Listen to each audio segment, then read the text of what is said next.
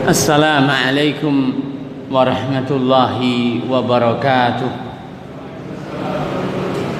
Innal hamdalillah alladzi nahmaduhu wa nasta'inuhu wa nastaghfiruh wa na'udzu billahi min syururi anfusina wa min sayyiati a'malina may yahdihillahu fala mudilla lahu ومن يضلل فلا هادي له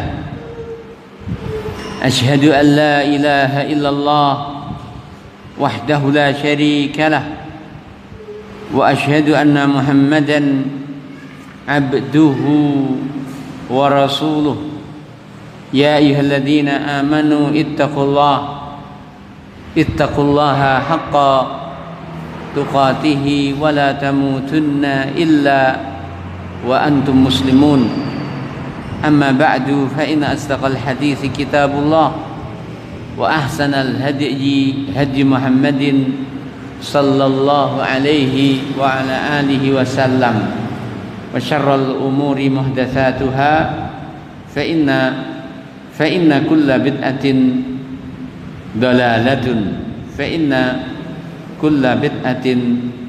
ضلالة Meneruskan pembahasan kitab Sittud Durar min Usuli Ahli Al-Asar, yang pada sore hari ini sampai kalimat apa terakhir? Ada yang masih ingat? Hah? Halaman 48, alinea kedua. Wa qala Abdullah bin Umar. Ya, baik. Wa qala Abdullah bin Umar radhiyallahu taala an, dan berkata Abdullah bin Umar bin Khattab radhiyallahu taala anhu, kullu bid'atin dalalatun, semua bid'ah adalah dalalatun, sesat.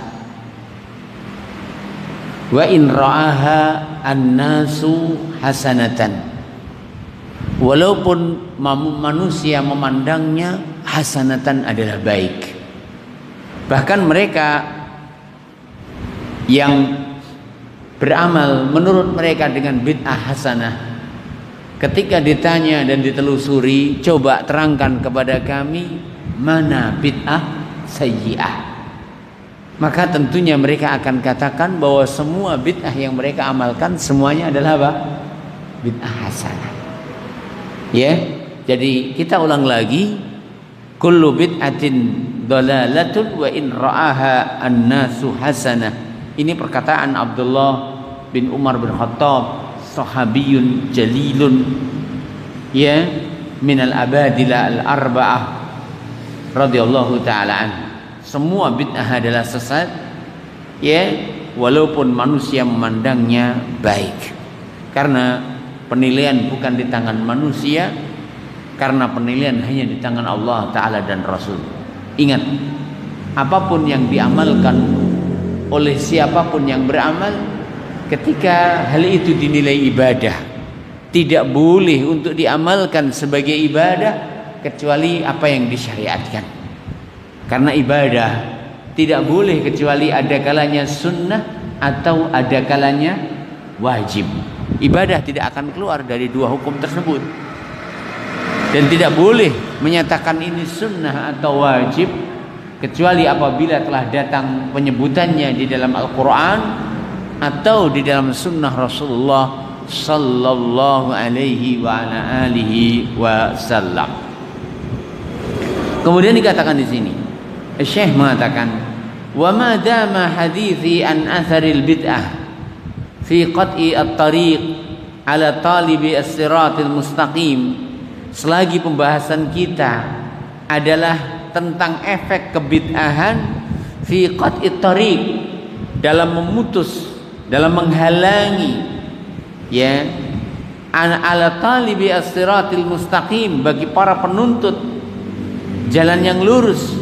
Fa innani, maka sesungguhnya aku, azkuru athara ibni Abbasin, saya akan sebutkan athar dari Abdullah bin Abbas radhiyallahu taala anhu fi dzalika, di dalam masalah tersebut. Ya, asar yang disebutkan dengan asar adalah sesuatu yang disandarkan kepada mereka yang setelah Rasulullah sallallahu alaihi wasallam. Itulah asar, mulai dari kalangan para sahabat dan seterusnya. Dan ini yang membedakan antara asar dan hadis. Adapun hadis ada yang disandarkan kepada Rasulullah sallallahu alaihi wasallam. Adapun asar adalah yang disandarkan kepada sahabat atau tabi'in atau tabi'ut tabi'in. Ya, demikian. Asar Ibni Abbas, ya, yadullu ala si'ati ilmi sahabah, yang ketika kita memahami asar dari kalangan sahabat tersebut, kita akan mengetahui luasnya pengetahuan atau ilmu para sahabat.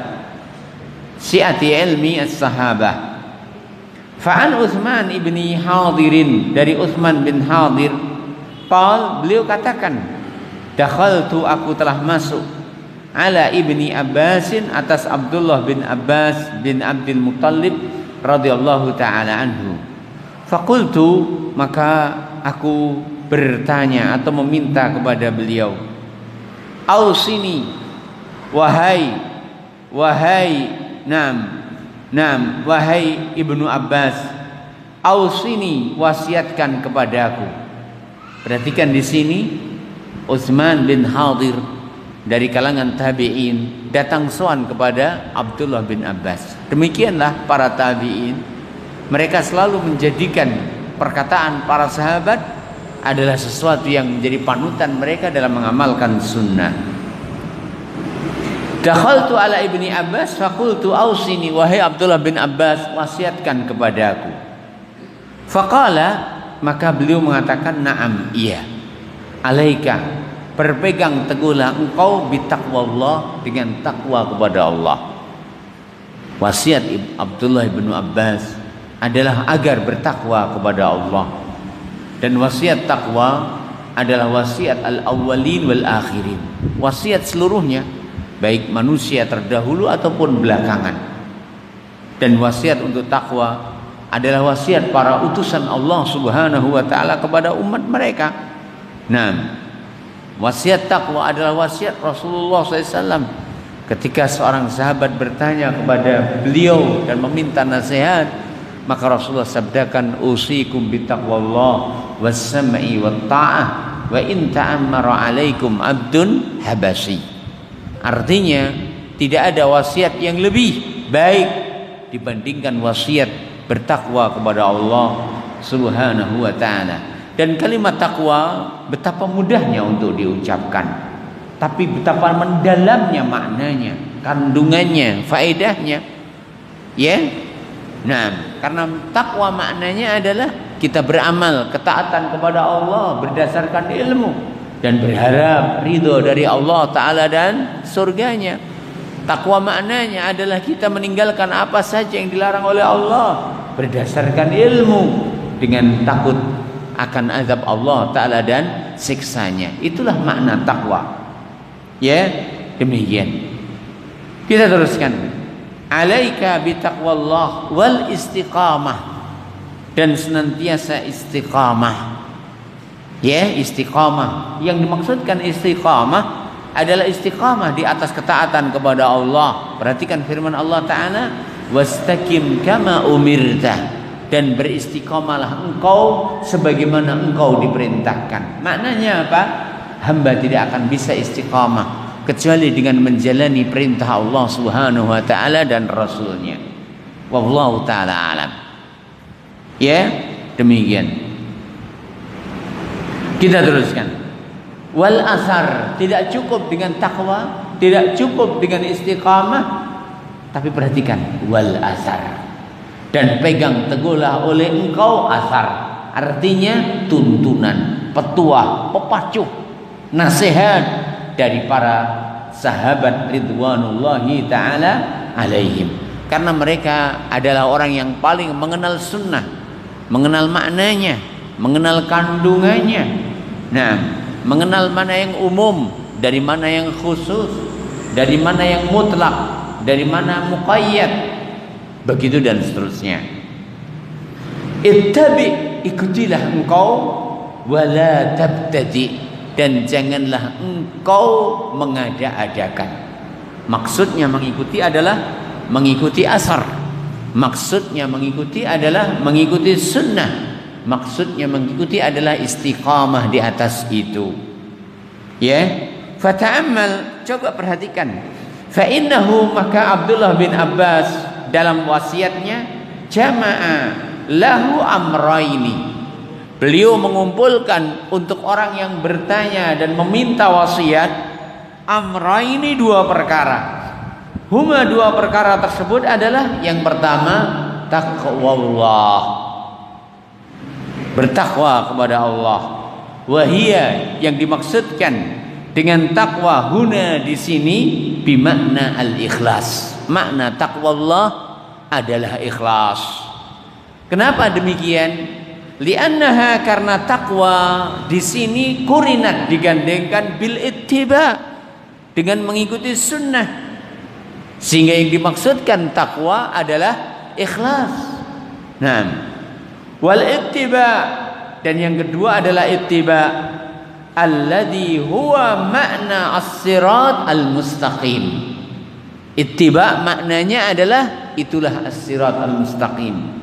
Karena makna ittiba adalah ittiba'us sunnah, sementara as-sirat al-mustaqim adalah sunnah Rasulullah Muhammad sallallahu alaihi wa ala alihi wasallam.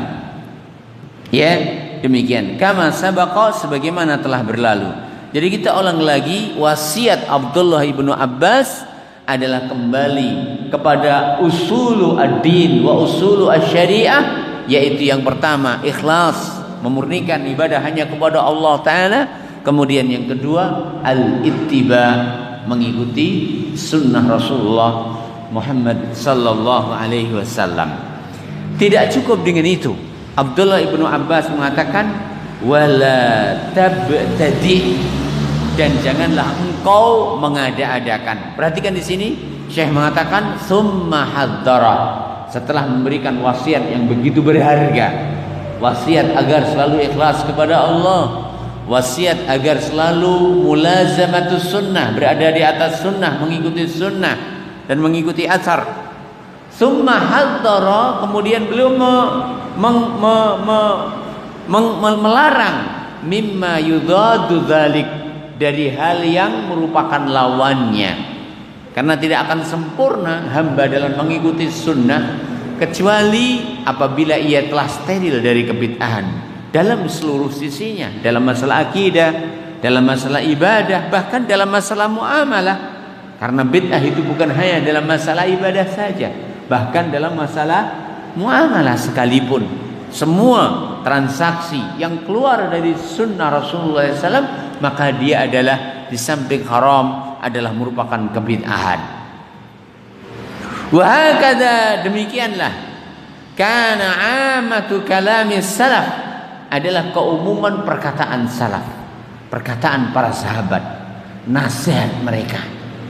Ya, tidak akan keluar dari memerintahkan agar selalu ikhlas dalam beribadah dan mengikuti sunnah. Tidak cukup dengan itu, kecuali diwanti-wanti jangan sampai terjerumus, terjerembab, terseret ke dalam kebid'ahan. Ya, demikian. Kita teruskan.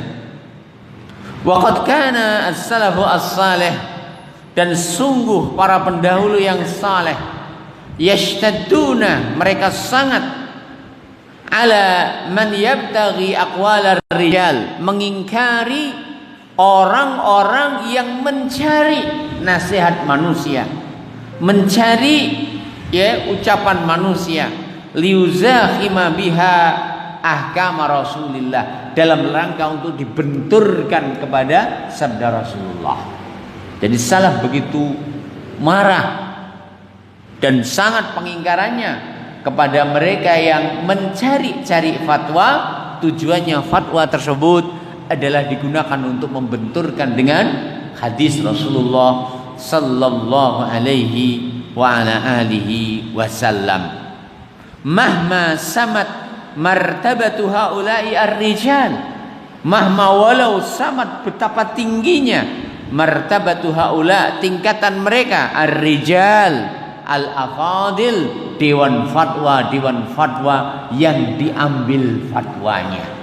Sehingga kita ulang lagi, ketika hadis Rasulullah SAW sudah nyata, sudah sahih, maka tidak ada lagi uzur bagi siapapun untuk menyelisihinya. Ya, tidak ada uzur untuk menyelisihinya dengan fatwa siapapun, apalagi hanya sekedar dari WHO. Siapa WHO sehingga mengurusi ibadahnya kaum muslimin di masjid-masjid mereka? Ya, demikian. Kita teruskan. Wala raiba, dan tidak diragukan lagi anna ta'adduba ma'a ahli ilmi, bahwa beretika, memuliakan, ya, beradab ma'a ahli ilmi, bersama ahli ilmu, wa mahabbatihim, dan mencintai mereka, wa taqdimuhum, dan mendahulukan mereka, ala man ba'dahum, atas lain mereka. Ya, jadi misalkan ada dua pendapat. Satu pendapatnya paimo tukang ngarit, yang kedua pendapatnya salihin, seorang yang saleh, seorang yang alim. Tentunya dalam rangka berta'adzub, maka pendapatnya salihin yang mendekati kepada dalil itu yang didahulukan. Nah, ya, demikian. Wattihama al-mar'i ra'yahu ma'a ara'ihim, wattiham, dan menuduh kurang, menuduh tidak benar, al-mar'i, seseorang, ra'yahu, pendapatnya, ma'a ara'ihim, bersama pendapat mereka-mereka. Amrun fi ghayatil ahamiyah, amrun adalah perkara, fi ghayatin al-ahamiyah, min al-ahamiyah, sangat penting. Artinya memuliakan para pendahulu, memuliakan para ulama, memuliakan para yai, memuliakan para tuan guru, memuliakan para mubaligh. Ya, maka ini adalah sesuatu yang kita diperintahkan untuk beretika kepada mereka, dan kita menyaksikan pendapat kita di hadapan pendapat mereka. Itu benar, bahwa kita tidak akan mendahulukan pendapat kita atas pendapat para ulama kita, para pendahulu kita, para sesepuh kita, para yai kita, para guru-guru kita. Ya. Lakin akan tetapi hadza ini syai'un, adalah sesuatu yang tersendiri. Jadi memuliakan kiai itu sesuatu yang disyariatkan. Memuliakan ustadz itu sesuatu yang diperintahkan. Memuliakan tuan guru adalah sesuatu yang dianjurkan. Allah Ta'ala berfirman, fas'alu ahlal dzikri. Bertanyalah kalian kepada ahli dzikir. Siapa yang dimaksudkan ahli dzikri? Ahlul Quran. Baik disebut sebagai yai, atau disebut sebagai tuan guru, atau disebut sebagai ustadz, atau disebut sebagai syekh, begitu dan seterusnya. Beretika kepada mereka adalah sesuatu yang dianjurkan. Islam mengajarkan itu. Ya, mendahulukan pendapat sesepuh adalah sesuatu yang dianjurkan. Bahkan Nabi SAW menyatakan dalam hadisnya, laisa minna man lam ya'rif syarafa kabirina walam yarham saghirina. Bukan golongan kami, bukan tuntunan kami, kata Rasulullah, orang yang tidak memuliakan sesepuhnya dan tidak merahmati kepada yang kecil. Kita teruskan. Tapi ingat, etika kita kepada sesepuh, etika kita kepada para yai, para ustadz, ini sesuatu. Wa taqdimu an-nassi, dan mendahulukan dalil minal wahyaini, baik dari Al-Quran atau Sunnah, ba'da ittidahihi, setelah jelasnya Al-Quran dan Sunnah dan dalil tersebut, syai'un akhar, adalah sesuatu yang lain. Jadi jangan sampai karena sungkan, karena segan, karena ewuh, karena pakewuh, karena ingin memuliakan yai, sehingga hadis Rasulullah SAW dibuang. Paham ya? Memuliakanlah yai harus, karena kita nggak boleh ngelama kepada para ulama, ya. Tapi ingat, walaupun ulama, dia nggak boleh ngelama kepada Rasulullah Sallallahu Alaihi Wasallam. Beda nggih antara ning ulama karo ngelama. Ngelama niku napa to? maneni. Sehingga ketika sunnah Rasulullah SAW sudah sahih, sudah terang jelas, maka tidak ada hak bagi siapapun untuk menyelisihinya, walaupun kategori dia adalah sudah level tertinggi dari kearifannya, dari kealimannya. Ya, demikian. Qala Urwah li Ibni Abbas, berkata Urwah bin Zubair bin Awam kepada Abdullah bin Abbas, waihaka adlalta an-nas, waihaka, wahai Abdullah bin Abbas, sungguh celaka engkau, adlalta an-nasa, engkau telah menyesatkan manusia. Ta'muru bil umrah, engkau perintahkan agar melaksanakan umrah fi al-asri, di 10 hari pertama bulan Dzulhijjah. Jadi intinya begini, Abdullah bin Abbas mengfatwakan bolehnya berumrah di 10 hari pertama bulan Dzulhijjah. Ya, demikian. Walaysa fihinna umratun, walaysa, dan tidak ada fihinna di 10 hari pertama itu umratun, umrah. Kata siapa? Urwah bin Zubair bin Awwam. Faqala, maka berkatalah Abdullah bin Abbas, habrul ummah, panditone umat, wa ibnu ammin Nabi sallallahu alaihi wasallam wa tarjumanil Quran.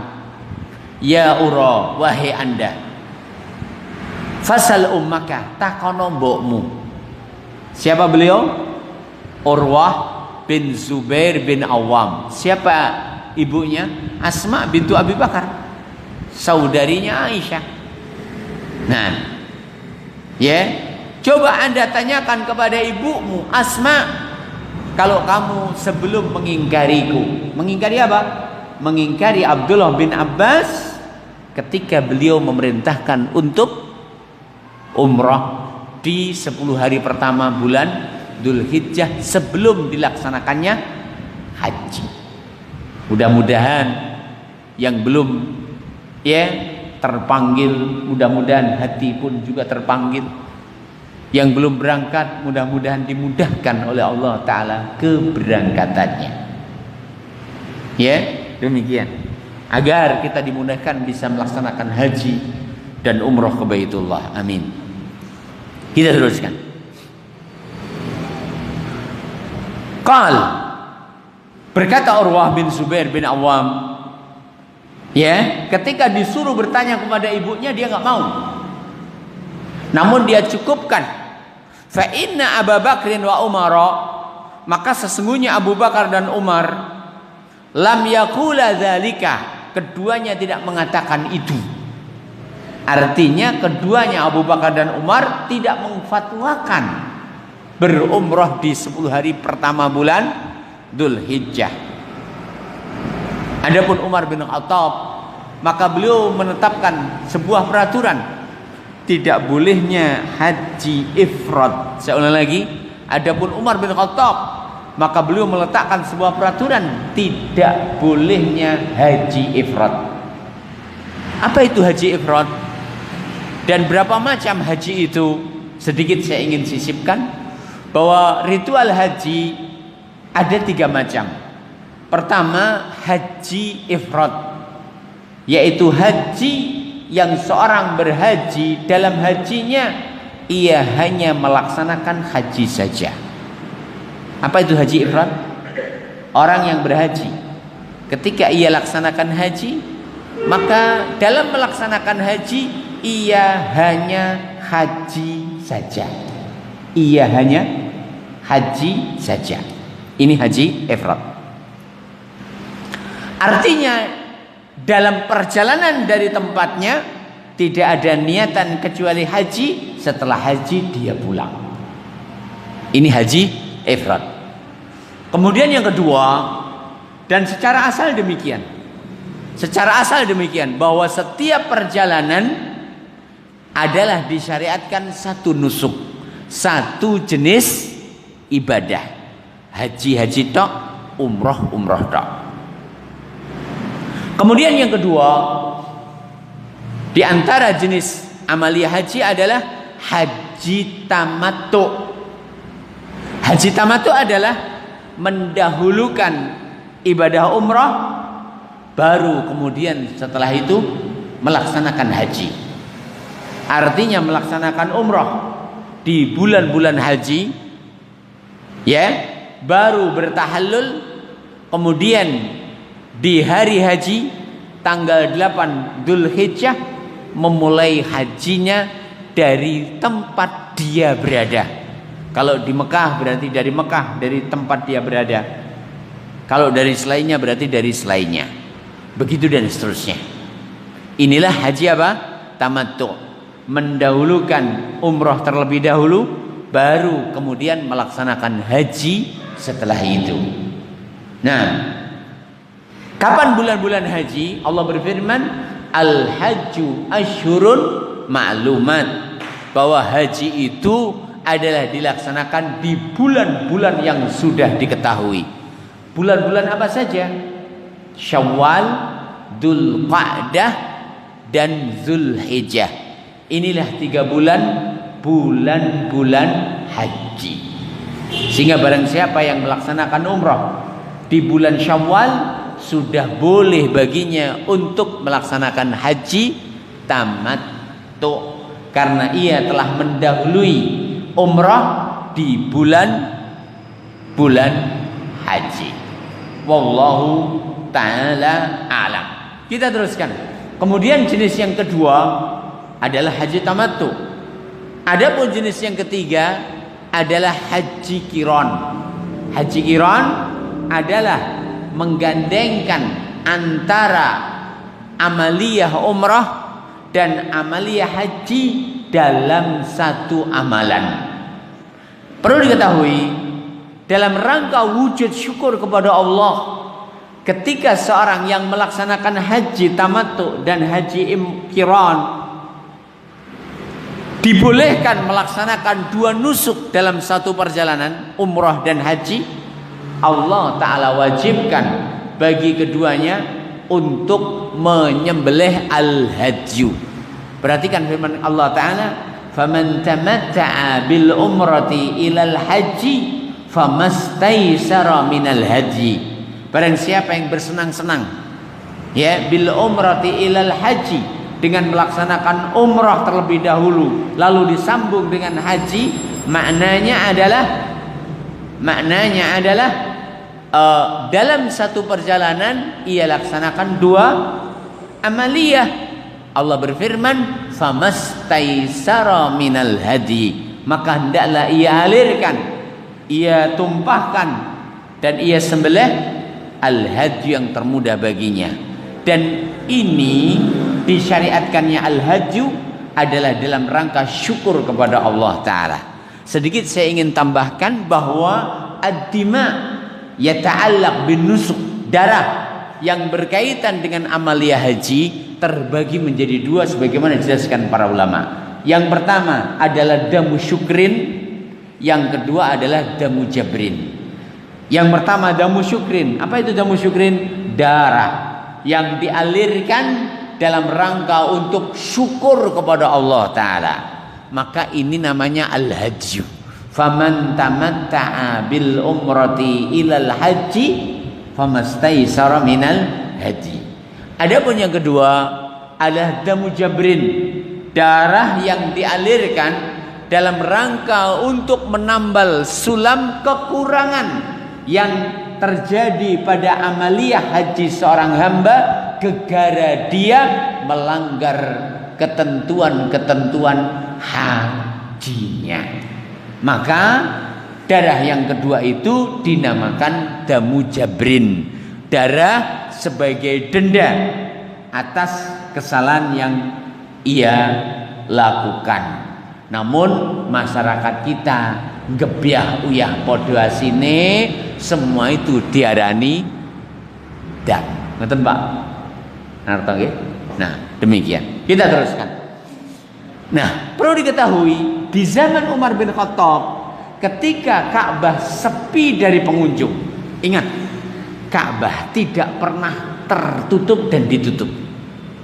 Bahkan Nabi SAW melarang kepada pengurus Ka'bah untuk melarang siapa saja yang ingin melaksanakan di Ka'bah baik siang hari ataupun malam hari.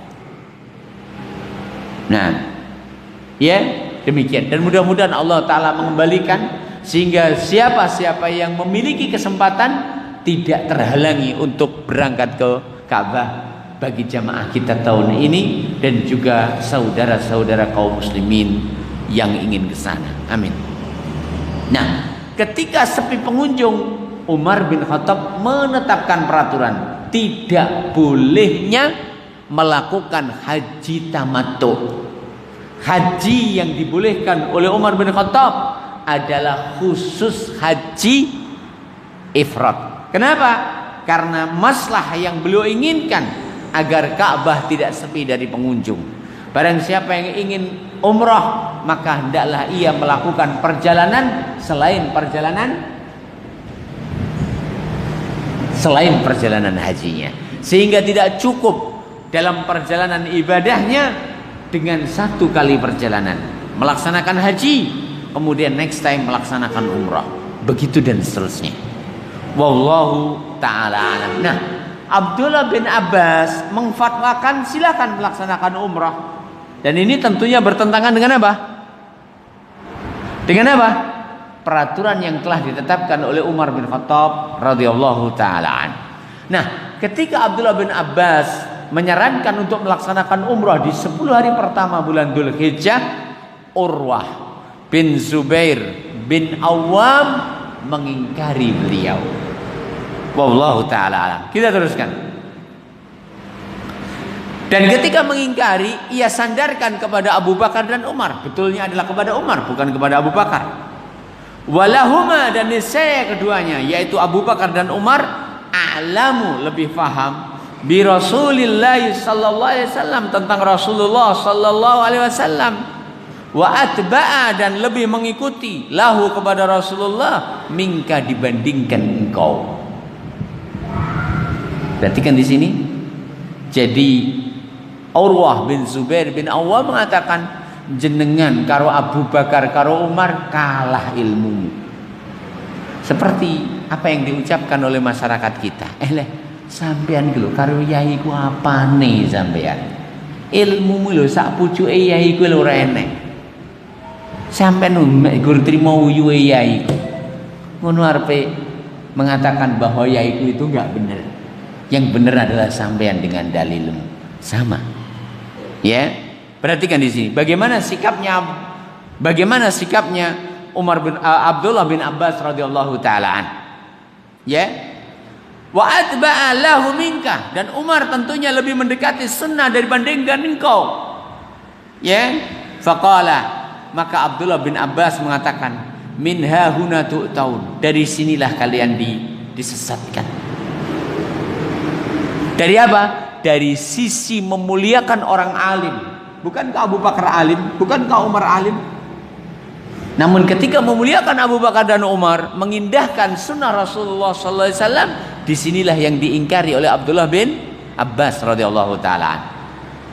Nah, min hahuna tu'taun, dari sinilah kalian didatangi dan disesatkan. Naji'ukum, aku datangkan kepada engkau bi Rasulillah, dengan sunnah Rasulullah, akan bolehnya umrah kapan? Umrah itu kapan saja. Waktunya adalah all time. Nah, kapan saja. Monggo Pak Kinara. Nah, ya, demikian. Nah, naji'ukum, aku datangkan kepada engkau bi Rasulillah, dengan Rasulullah SAW. Wa taji'una bi Abi Bakrin wa Umar, dan kalian mendatangkan kepadaku dalil dari Abu Bakar, dari Umar. Ya. Wa fi tariq, dan di dalam jalan yang lain, ahuma, apakah keduanya, waihaka, celaka engkau, asaru indaka, lebih kau pentingkan, amma fi kitabillah, ataukah apa yang ada di dalam Al-Quran. Allah Ta'ala berfirman, wa atimul hajja wal umrata lillah. Ada ketentuan bulannya? Tidak ada. Jadi kapan saja seorang boleh untuk melaksanakan haji dan umrah. Perhatikan firman Allah Ta'ala, wa adzim fin nasi bil haji atuka min kul ila ghairi dzalik wa tahhir baiti lit taifina wal aqifina war ruk'i sujud. Tidak ada ketentuan bulannya. Artinya kapanpun seorang dibolehkan untuk melaksanakan umrah. Sekali lagi, kapanpun seorang dibolehkan untuk melaksanakan umrah tanpa ditentukan bulan apanya. Ya, demikian. Kemudian Abdullah bin Abbas menegaskan lagi, ahuma, apakah keduanya, Umar dan Abu Bakar, asaru, lebih kau pilih, indaka, di sisimu, amma fi kitabillah wa ma sanna rasuluhu sallallahu alaihi wasallam fi ashabi wa fi ummati. Apakah Abu Bakar dan Umar lebih kau pentingkan, ataukah apa yang telah digariskan oleh Rasulullah sallallahu alaihi wasallam? Naam, dan juga telah ditetapkan di dalam Al-Quran, di dalam sahabat-sahabat dan umatnya. Artinya, apakah Abu Bakar dan Umar yang lebih kau dahulukan ataukah dalil? Ini pertanyaan dari Abdullah bin Abbas. Dan begitulah seharusnya. Ketika ada seorang mengingkari kita dengan ucapan yai, maka bantahlah dengan katakan, saiki aku takon sampeyan, sing tok nut dawe Rasulullah apa dawe yai? Kudune yai ngikuti dawe Rasulullah. Lek yai dawuhne awake dhewe urung kuat, lah saiki ada niru wong sing urung kuat, niru wong sing wis kuat nglakoni sunnah. Saman nglakoni padha karo amalane Kanjeng Nabi, ya kuwi bener jarine yai. Ning awake dhewe iki urung kuat. Ya dijawab ngene ae lho. Lah iya lek jenengan mboten kuat nggih pun to iki mboten usah ngajak-ngajak wong cek gak kuat. Kula alhamdulillah kiat. Ya, demikian. Jadi kita ulang lagi. Kita ini benar diperintahkan memuliakan yai. Diperintahkan memuliakan ustadz, diperintahkan memuliakan tuan guru, diperintahkan memuliakan syekh. Tapi kita lebih diperintahkan mengikuti dalil. Sehingga siapapun tidak boleh lebih kita dihulukan dibandingkan dalil. Ketika sudah ada dalil jenggelek jelas-jelas sahihnya, nggak boleh bagi kita untuk menolak dalil tersebut gegara kadung mengikuti yai. Begitu dan seterusnya. Ya, demikian. Wa fi riwayatin, di dalam riwayat lain, urahum, aku memandang mereka sayuhlakun, bakal dihancurkan oleh Allah. Aqulu qala Nabi sallallahu, aku katakan Nabi bersabda, wa yaqulun, dan mereka katakan naha Abu Bakrin wa Umar, Abu Bakar dan Umar telah melarang. Bayangkan, Abdullah bin Abbas benar-benar marah apabila sunnah itu disandingkan dengan perkataan Abu Bakar dan Umar. Padahal jenengan sudah tahu siapa dan kualitas apa yang telah digapai oleh Abu Bakar dan Umar. Lalu bagaimana Abdullah ibnu Abbas nantinya ketika tahu bahwa sebagian umat ini ada yang mengatakan niku lek dawe Rasulullah, kula ngono manut yai kok. Bukankah ini lebih bahaya? Kudune yai ngajak umat ngikuti Kanjeng Nabi. Makaten. Qala Syekh Abdurrahman Hasan rahimahullahu taala, berkata Syekh Abdurrahman Hasan rahimahullahu taala, akibat hadzal asar, dalam rangka memberikan komentar terhadap asar Abdullah bin Abbas ini. Apa asar Abdullah bin Abbas intinya?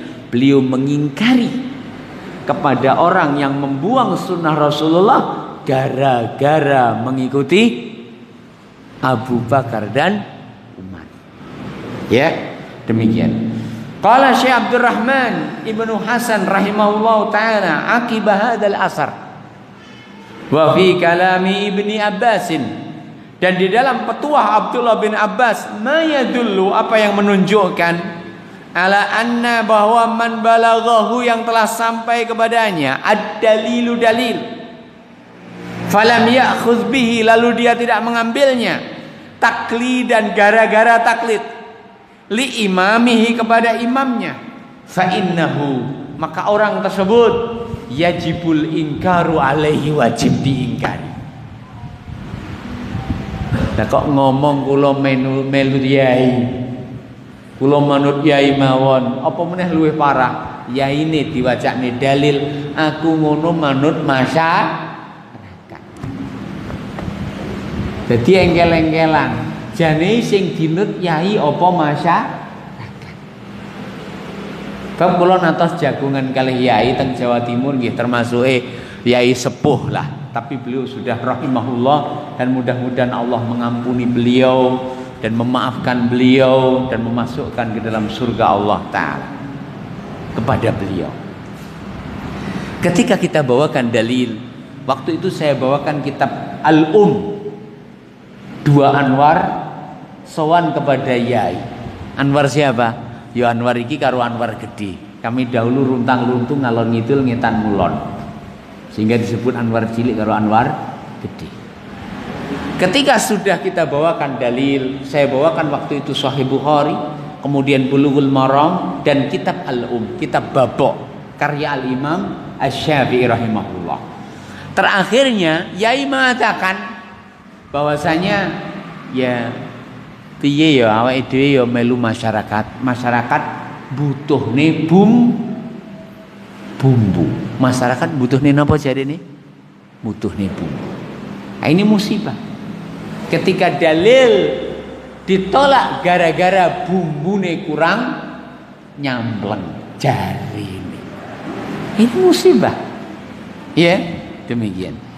Maka orang yang mendahulukan perkataan siapapun patut untuk diingkari. Nah, bitaghlid, dan dalam mengingkari harus diingkari dengan keras. Limukhalafatihi ad-dalil, karena dia telah menyelisihi dalil. Karena menyelisih Al-Quran dan Sunnah maknanya adalah menyelisihi dalil. Kalau ulang lagi, menyelisih Al-Quran dan Sunnah maknanya adalah menyelisihi ad-dalil. Wa qala aidan, dan Syekh juga mengatakan, waqad ammat al-balwa, waqad, dan sungguh amat telah merata al-balwa, musibah ini telah merata, musibah ini. Nah, musibah ini telah merata. Ya.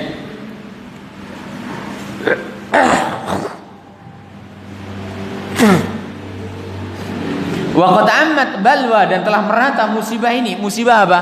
Orang dalam rangka memuliakan gurunya sampai tega menolak. Ya, demikian. Khususan lebih-lebih lagi mimman yantasibu ilal ilmi, orang yang menasabkan dirinya kepada ilmu. Nasabu al-habail, mereka pasang ranjau, fisaddi, dalam menghalangi anil akhdi bil kitabi was sunnah. Mereka memasang ranjau yang mereka tebarkan agar jangan sampai Al-Quran dan Sunnah diikuti. Wasaddu, dan mereka menghalangi an mutaba'atir Rasul sallallahu dari untuk mengikuti Rasulullah. Wa ta'zimi amrihi, dan mereka menghalangi dari untuk memuliakan perintahnya Rasulullah, wa nahyihi, dan larangannya Rasulullah. Jadi perintah Rasulullah harus diagungkan. Bagaimana cara pengagungannya? Dengan diikuti. Larangan Rasulullah SAW harus diagungkan. Bagaimana cara pengagungan larangan Rasulullah? Harus ditinggalkan. Nah, famin dzalika, contoh sekarang, la yastadillu bil kitabi was sunnati illal mujtahid. Mereka meletakkan satu pakem, satu kaidah. Apa kaidahnya? Enggak boleh berdalil, beramal dengan Al-Quran dan Sunnah kecuali mujtahid. Saman mujtahid ujuk, enggak boleh berdalil dengan Al-Quran dan Sunnah. La haula wala quwata illa billah. Apakah ini dalil? Apakah ini Quran? Bukan. Lek Quran boleh ono surat apa? Dene. Apakah ini Sunnah? Tidak ada. Kalau Sunnah lihat dari riwayat apa? Enggak ada. Nah, ya, mereka katakan tidak boleh berdalil dengan Al-Quran dan Sunnah kecuali mujtahid. Nah, wal ijtihadu qad inqata'ah, dan ijtihad sudah tertutup. Nah, kalau begitu bagaimana? Anda tidak boleh beristihad, Anda wajib taklid kepada imam-imam mazhab yang 4. Tidak boleh bagi Anda untuk beristihad. Kenapa? Pintu istihad sudah tertutup. Nah, dengan terlahirkannya imam-imam mazhab yang 4. Nah, ya, begitu dan seterusnya. Wa yaqul, dan ia katakan, hadzal ladzi qallatuhu a'lamu minka bil hadis wa nasikhihi wa mansukhihi. Ini juga termasuk apa? Termasuk hal yang menghalangi manusia dari untuk mengikuti Quran dan Sunnah. Ungkapan mereka, apa ungkapan mereka? Yang aku takliti lebih paham tentang Al-Quran dan As-Sunnah dibandingkan engkau. Menjadi pertanyaan, apakah boleh bagi seorang yang sudah alim mengingkari, menolak Al-Quran dan Sunnah? Tidak boleh. Bahkan Imam Syafi'i sendiri, beliau katakan, petuahnya Imam Syafi'i, silahkan dilihat. Apabila aku telah berucap ucapan atau meletakkan satu kaidah lalu bertentangan dengan sabda Rasulullah, maka buanglah pendapatku dan ambillah sunnah. Atau seperti apa yang beliau Imam Syafi'i katakan. Ya, demikianlah para a'immah. Tidak ada satupun a'immah yang memerintahkan agar mereka ditakliti. Bahkan semua imam-imam mazhab menolak untuk ditakliti. Dan semua imam mazhab memerintahkan agar diikutinya Al-Quran dan Sunnah. Bahkan Imam Abu Hanifah beliau katakan, idza sahhal hadisu fahuwa mazhabi. Apabila di sana ada hadis yang sahih, maka itulah mazhabku. Saya ulang lagi, apabila di sana ada hadis yang sahih, maka itulah mazhabku. Demikian sedikit yang bisa kita sampaikan, mudah-mudahan bermanfaat. Mudah-mudahan Allah anugerahkan kepada seluruh kita mutaba'atus sunnah, mengikuti sunnah, dan mutaba'atul asar, mengikuti asar, dan jauh dan diselamatkan dari kebid'ahan. Wa subhanakallahumma rabbana wa hamdika asyhadu an la ilaha illa anta astaghfiruka wa atubu ilaik.